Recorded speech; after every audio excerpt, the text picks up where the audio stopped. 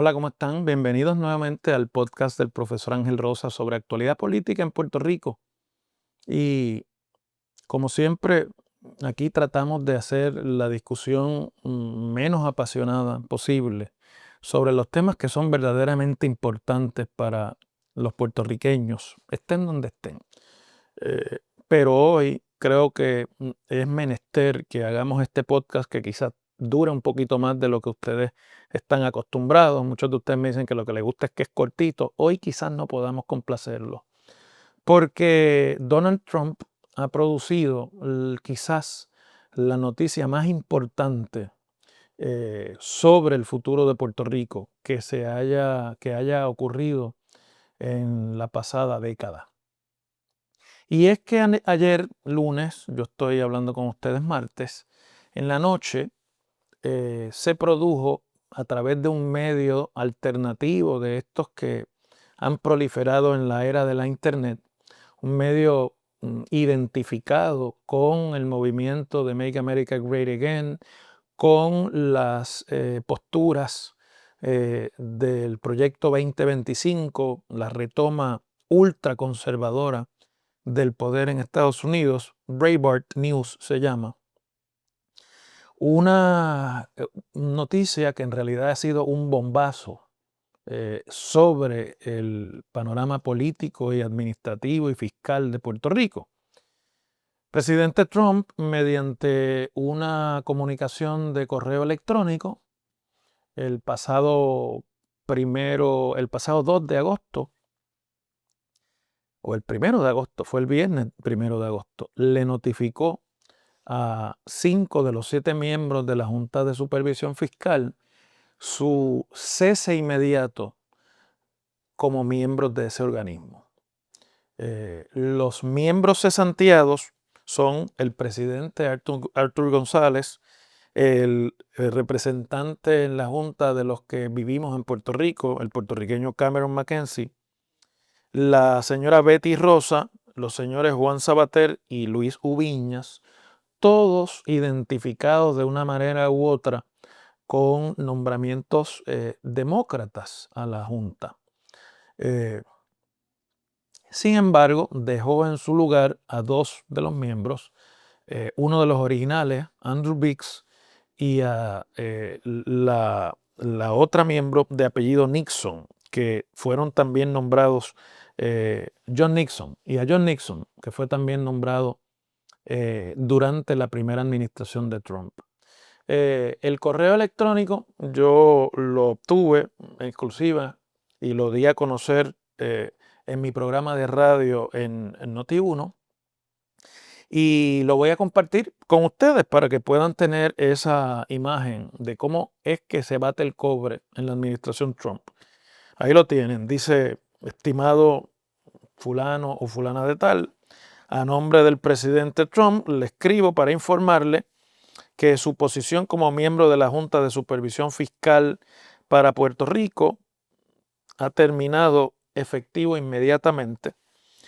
Muchas gracias por su servicio, y firma Trent Morse, director asociado o subdirector de la Oficina de Personal del presidente. Así de sencillamente, Trump ha reescrito lo que hasta ahora era la creencia generalizada de que no está en los poderes del presidente destituir a los miembros de la Junta de Supervisión Fiscal, porque es un organismo creado en promesa que además creó todo un proceso de nombramiento en el que el presidente termina nombrando recomendaciones que le hacen los miembros del Congreso. Pero Trump no pide perdón, no pide permiso y simplemente actúa. Y ya los que tengan algo que reclamar, que vayan a los tribunales. Y en lo que eso ocurre, lo ha demostrado en otras políticas, bueno, pues transcurre el tiempo. El efecto inmediato de esta destitución es variado y no se puede aquilatar a menos que uno no entienda cómo se fue construyendo esta destitución masiva. Cuando el 16 de julio el Subcomité de Asuntos Insulares del Congreso hizo una vista de seguimiento que el gobierno de Puerto Rico había solicitado al Congreso para discutir el avance en la reestructuración de la deuda y en la ejecutoria de la Junta de Control Fiscal bajo promesa, pareció con la actuación allí de los congresistas demócratas y el poco interés demostrado por los congresistas republicanos, que la Junta había sobrevivido. Yo recuerdo que yo le dije que a juzgar por lo que había ocurrido allí, había Junta hasta que se congelara el infierno.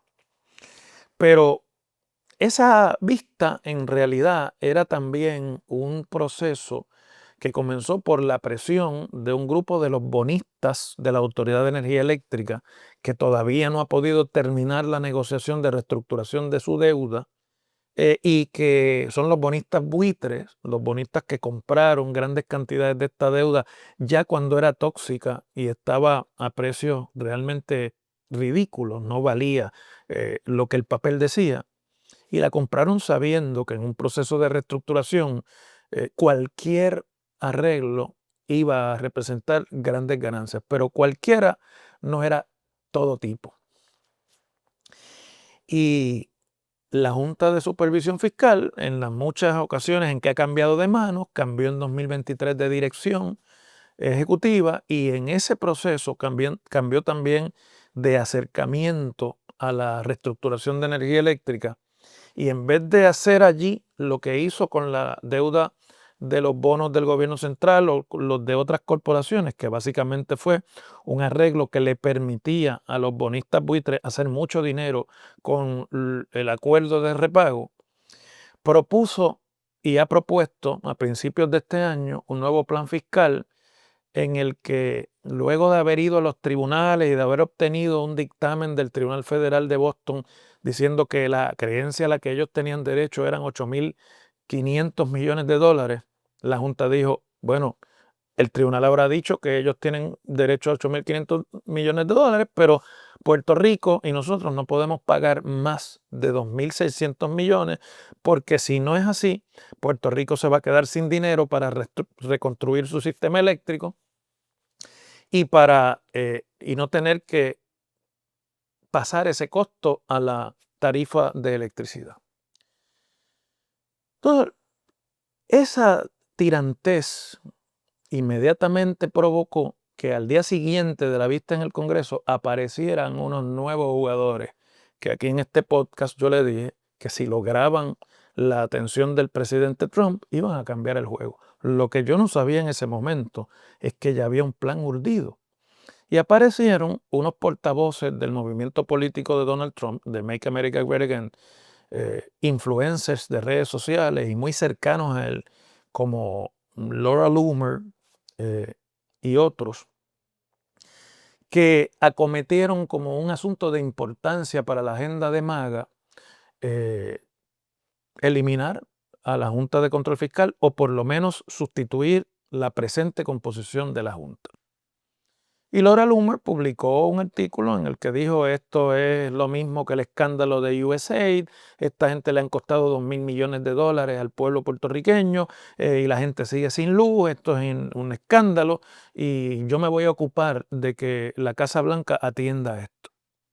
Pienso que no mucha gente le dio a eso la importancia que en realidad tenía, porque Laura Loomer no estaba respondiendo realmente a su interés ni a su súbita simpatía con los puertorriqueños. Estaba respondiendo a un acercamiento de estos bonistas buitres, muchos de los cuales son donantes de las campañas de Donald Trump, para que ella se encargara de llevar al presidente y a la Casa Blanca el mensaje que no había podido penetrar en el Congreso y que no había tenido éxito a través de otras avenidas al interior de la burocracia del presidente o alrededor del presidente.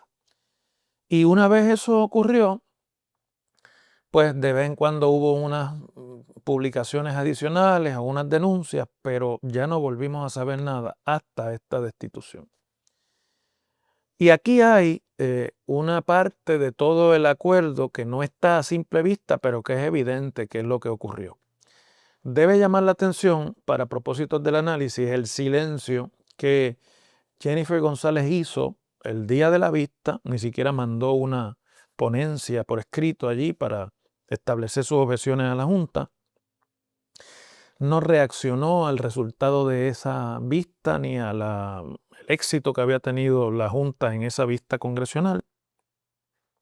Guardó silencio porque evidentemente ella estaba en comunicación con estos bonistas buitres, con los que tenía puntos en común. De hecho, recordemos que durante la campaña política de 2023 y de 2024, en primarias y en elecciones, Jennifer González llegó a proponer que se pagara la deuda de energía eléctrica de una sola vez y que si había que pagar 8.500 millones, pues que se pagaran 8.500 millones, pero que eso se podía sacar de la reserva presupuestaria que había creado la propia Junta en 9 años de austeridad, que el dinero estaba disponible y que eso iba a permitir pagar y no tener que añadirle ningún cargo por deuda a los abonados de la Autoridad de Energía Eléctrica. En aquel momento, el gobernador Pierluisi rechazó esa propuesta, la rechazó la propia Junta, la rechazaron muchos en la opinión pública, pero los bonistas buitres se expresaron a favor y estaban de acuerdo, porque obviamente esa idea venía por ahí. Así que aquí lo que estaba ocurriendo era que se estaba buscando entre el gobierno y Jennifer González y estos bonistas una avenida para llegar directamente al presidente y no tener que pasar por ningún otro nivel de poder federal. ¿Qué puede tener en común el interés de los bonistas, que es que ellos le paguen los 8.500 millones que quieren, y el gobierno de Puerto Rico? Pues no creo que sea el pago de los 8.500 millones, sino que el gobierno de Puerto Rico quiere, y la gobernadora Jennifer González quiere, gobernar sin la presión de la Junta y tenía como meta, y yo creo que eso estaba claro desde el primer día de su administración, tan pronto pudiera hacer las alianzas políticas necesarias, si no deshacerse de la Junta, por lo menos desarticularla para que no fuera el organismo de supervisión que esta Junta decidió ser. Esta Junta en cuestión de un mes paralizó la renovación del contrato de gas por 15 años y a un costo de $20.000 millones a New Fortress Energy. Pidió revisar información sobre el contrato de exclusividad que el gobierno de Puerto Rico le otorgó a New Fortress Energy sobre los muelles de San Juan para descargar gas en Puerto Rico, lo que le da un control monopolístico de toda la operación eléctrica, porque New Fortress también es la dueña de Genera PR, la que opera las plantas que antes operaba energía eléctrica.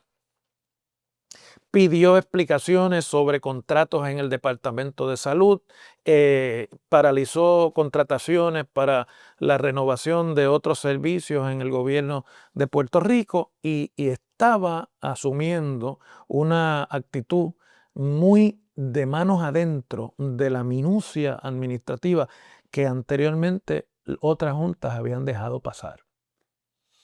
Y Jennifer González no iba pudiendo influenciar los círculos de poder republicanos a soportar eso por los próximos 3 años de su cuatrenio. Así que, como dice el refrán, el enemigo de mi enemigo es mi amigo.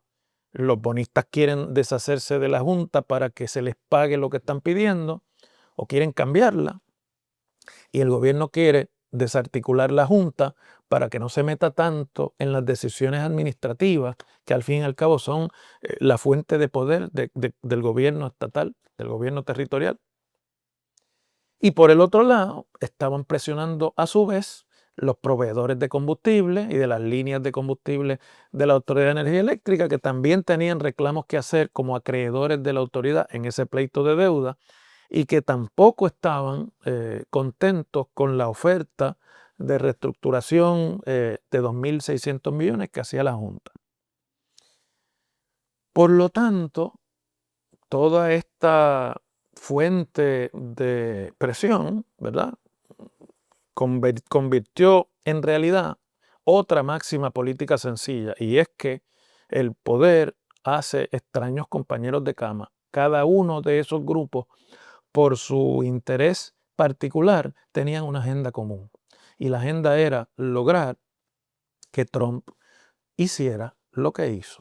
No había otra manera. Por el Congreso esto no se iba a lograr, y el Congreso, en efecto, cuando hizo esa vista, dejó muy claro que allí cualquier proceso de enmienda a la ley estaba fuera de discusión en los próximos años.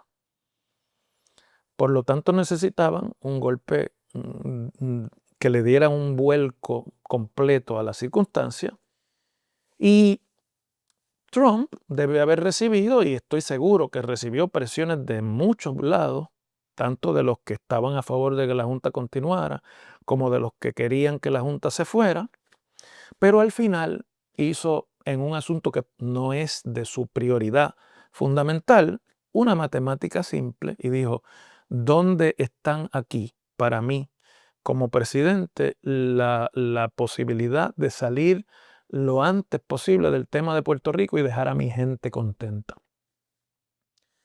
Su gente siendo, obviamente, los bonistas. Su gente siendo ese grupo que pidió promesa, que pidió la Junta y que no estaba contenta con la Junta porque no le iban a sacar a la negociación de energía eléctrica el beneficio necesario.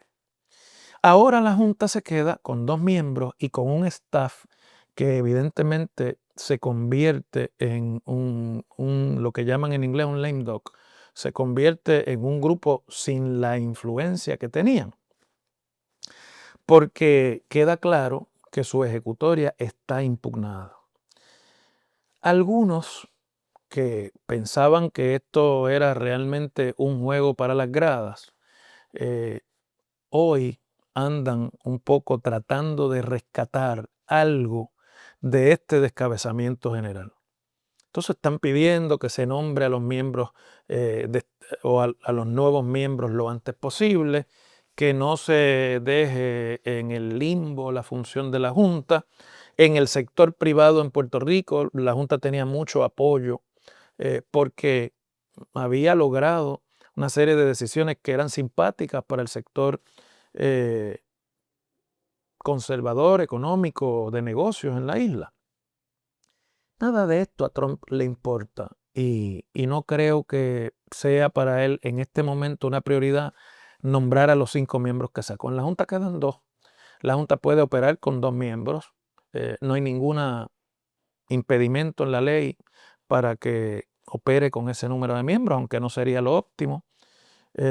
Y puede tomar decisiones, porque sería decisión, bueno, pues por la mayoría de los miembros que queden, que son 2. Así que con uno que vote se tomaría una decisión. No tengo la menor duda de que en el interín habrá intentos de cuestionar la capacidad jurídica del presidente para tomar esas decisiones o no. Pienso que van a perder su tiempo los que lo hagan, porque los tribunales el Tribunal Supremo sobre todo, se va a alinear a lo que es el interés del presidente Trump, para quien ellos sirven. Ese Tribunal Supremo actualmente sirve con mucha lealtad.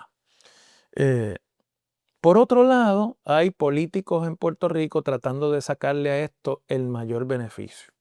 El comisionado residente, que fue el único que en la vista cuestionó la ejecutoria administrativa de la Junta y los $2,000 millones en contratos de asesoría que por 9 años gastó, eh, hizo una expresión en el sentido de que el problema no eran los miembros de la Junta, sino la ley antidemocrática que la creara, y prometió que como comisionado él hará lo posible para que los nuevos miembros de la Junta representen el mejor interés de los puertorriqueños y no de los bonistas de la Autoridad de Energía Eléctrica, pero todos sabemos que él no tiene control sobre ninguno de estos procesos.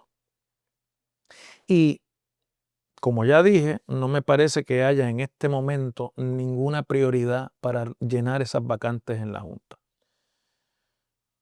Tomás Rivera Chats, el presidente del Senado, que había aprobado una resolución en el Senado en contra de la Junta, que había enviado una ponencia al Congreso en la vista pública explicando las razones por las cuales la Junta era un organismo inefectivo en su control administrativo y financiero de Puerto Rico, celebró diciendo que el presidente había destituido a estos 5 miembros por las mismas razones que ellos habían expresado en la resolución del Senado.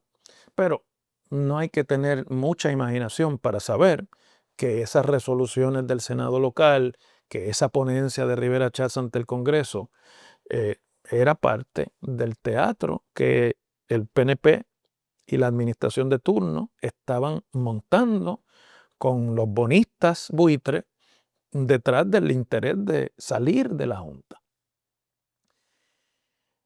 Políticamente, esta decisión de Trump cambia el juego político. Y para los que pensaban que Jennifer González estaba muerta políticamente y que pronto tendría que tirar la toalla de sus aspiraciones a la reelección, bueno, pues no necesariamente así. Por lo pronto se ha salido con la suya. Calladamente, sin llamar mucho la atención y sin hacer muchas expresiones al respecto, logró desarticular la Junta y la Junta ya no va a poder ejercer sobre su gobierno el control o la influencia que estaban ejerciendo hasta ahora. Es decir, que va a ocurrir una suerte de vacío en las funciones de la Junta que le van a permitir a ella gobernar sin la Junta por un buen tiempo. Y eso era lo que ella estaba buscando. Y desde luego, si lograra colgarse la medalla de que en su administración y bajo su mando, Puerto Rico se deshizo de la Junta de Control Fiscal, bueno, pues se convierte realmente en un logro que ningún gobernador pensó que iba a poder obtener. Y eso le va a generar algunos apoyos, no tengo ninguna duda sobre eso. ¿Va eso a conseguir o no su reelección? Bueno, habrá que esperar. Pero por lo pronto, Jennifer González haciendo alianzas con los bonistas y haciendo alianzas con grupos de acreedores de la Autoridad de Energía Eléctrica y otros grupos políticos, logra ponerse nuevamente en el juego y demostrar que ella de verdad conoce las mecánicas no solamente de Washington, sino de la administración Trump. Que no se nos olvide que lleva un mes firmando leyes ultraconservadoras, eliminando y reduciendo derechos a las minorías, castigando a los municipios que le den tratamiento protector a los inmigrantes en Puerto Rico, dándole injerencia a los padres en el currículo de las escuelas públicas, sobre todo en el currículo sobre temas de sexualidad, que en Puerto Rico podrá tener poca efectividad en términos de cuáles son las prioridades de los electores puertorriqueños, pero en Estados Unidos la proyectan como una aliada de MAGA, como una aliada de la agenda conservadora de Trump y como alguien a la que se puede escuchar y hay que satisfacer. ¿Fue ella la que lo logró? No, obviamente aquí fue el mollero de los bonistas los que han logrado esta actuación de la Casa Blanca. Pero ella formó parte y forma parte de esa coalición y va a obtener por lo pronto beneficios de esto. Es decir, que aunque sé que a muchos esto le cueste y le sea difícil creerlo, van a escuchar por ahí, bueno, ella no tiene nada que ver, aquí el gobierno de Puerto Rico no juega ningún papel. Bueno, el gobierno de Puerto Rico en realidad es un espectador de su propia realidad, pero jugado adecuadamente puede obtener unas alianzas estratégicas para estar bien ubicados al momento de que se muevan los poderes que son. Y eso es lo que ha ocurrido aquí. Así que el verano termina, luego de la crisis del agua, luego del problema del gas natural para las plantas, con un golpe político favorecedor para la gobernadora y para sus expectativas de mantenerse en la pelea política. Se pone interesante el juego político en el territorio. Seguimos mañana. Y recuerde que si le preocupa su azúcar, pruebe Glucerna, alimentación diseñada especialmente para personas con diabetes. Glucerna vive cada momento.